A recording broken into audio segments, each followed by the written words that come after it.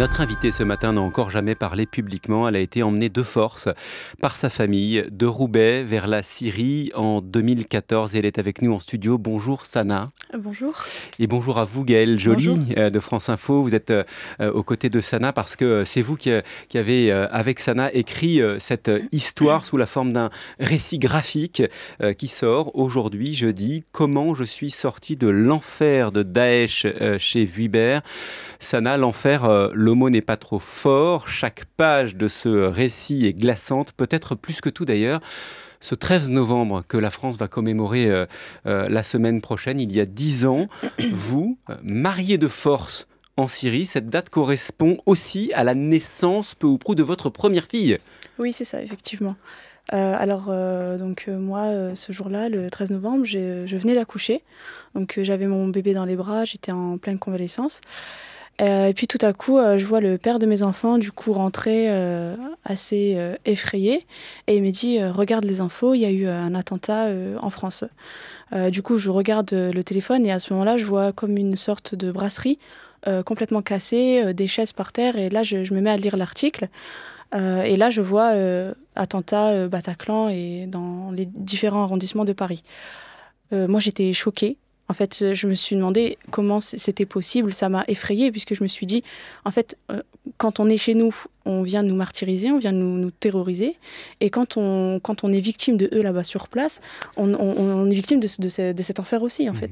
Donc moi, j'avais juste peur que ça prenne plus d'ampleur et qu'on soit tous sous leur règne, en fait. Et vous allez nous dire, d'ailleurs, ça a pris de l'ampleur, évidemment, mais il faut aussi nous raconter qu'à ce moment-là, ce 13 novembre, ça fait à peu près un an que vous avez été emmené de force, alors que vous n'aviez que 15 ans. Racontez-nous.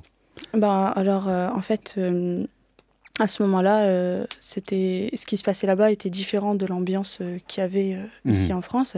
C'était très festif là-bas. Le 13 novembre, là. Oui, c'est ça, c'était très festif. Donc moi, je sortais pas vu que j'étais alitée. Par contre, j'entendais des tirs, j'entendais des cris. Mon petit frère m'a rapporté qu'en ville, c'était vraiment la musique à fond. Vraiment, les gens étaient très joyeux, quoi. Et il faut maintenant nous raconter la manière dont vous êtes arrivé. 2014, oui. Votre famille part pour la Syrie. Vous n'avez alors que... à peine 15 ans. À peine 15 ans. Et vous pensez partir pour l'Algérie? Oui, c'est ça. Faut savoir que ma mère ne nous a jamais mêlés à ses choix. Et d'ailleurs, on n'a jamais été très proche de notre mère. Du coup, quand on lui demandait pourquoi on prépare nos valises, qu'est-ce qu'on va faire en Algérie, elle répondait pas forcément, en fait. Et puis, un beau jour, elle nous a pris... en vacances, comme elle le disait, à l'atterrissage. Moi, j'avais jamais voyagé avant, donc je savais pas comment ça fonctionnait, quoi, les aéroports et tout ça. Je suivais juste avec mon petit frère et puis on atterrit. Et là, je vois un drapeau rouge. Moi, je connais un minimum le drapeau d'Algérie quand même, donc ça m'avait inquiétée. Je me suis dit, c'est quoi ce drapeau en fait? Où est-ce qu'on est? J'ai envoyé mon petit frère parce qu'il était plus proche de ma mère que moi. Et là, elle commençait vraiment à s'énerver, à nous engueuler et nous dire... Enfin, taisez-vous, quoi, et suivez-moi. Et vous êtes en Turquie? En Turquie, c'est bien ça.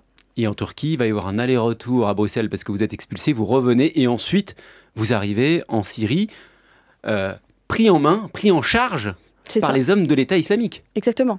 Donc nous, quand on arrive, après avoir traversé la frontière brutalement, il y a un pick-up qui s'arrête et puis on voit un homme barbu avec un chapeau, une calache. Première fois de ma vie que je voyais une arme, donc j'étais effrayée de monter dans cette voiture. Et puis ma mère, elle nous fait tous monter et 5 minutes plus tard, je vois mon oncle arriver.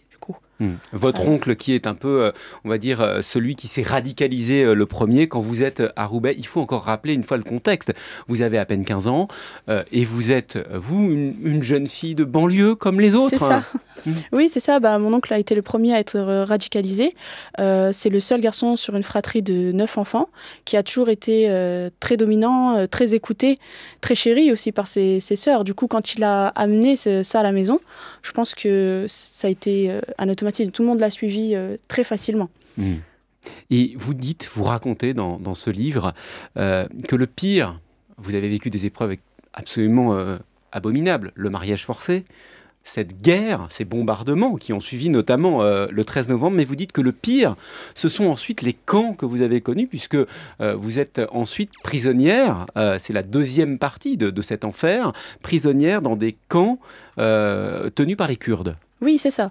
En fait, les camps kurdes, c'est vraiment, je l'appelle comme ça dans mon livre, la jungle au sens propre.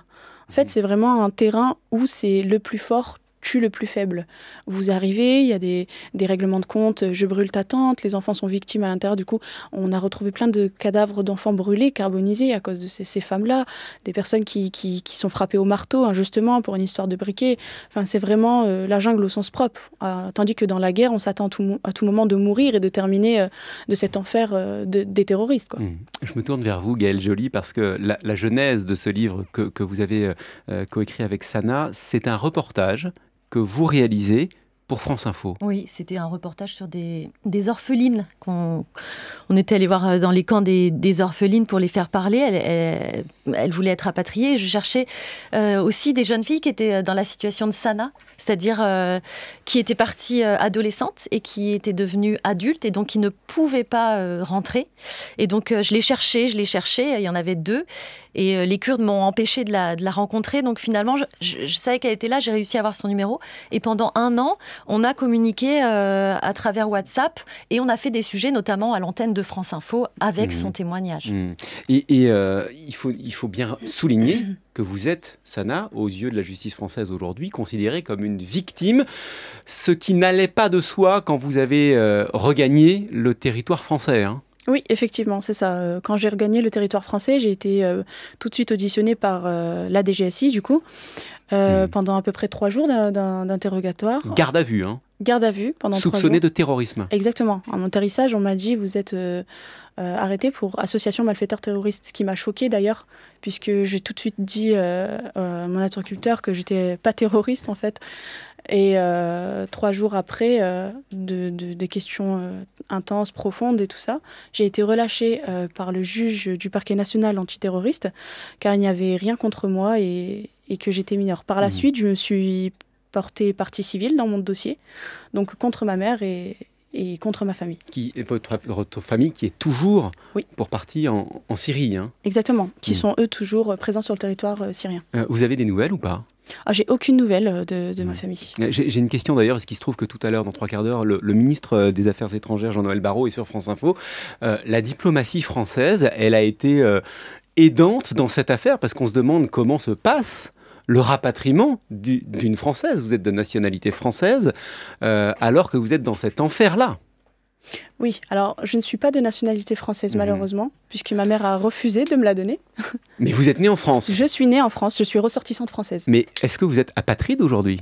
Pas du tout, je suis de nationalité algérienne malheureusement. Et ce qui vous a valu des menaces d'expulsion ? Exactement.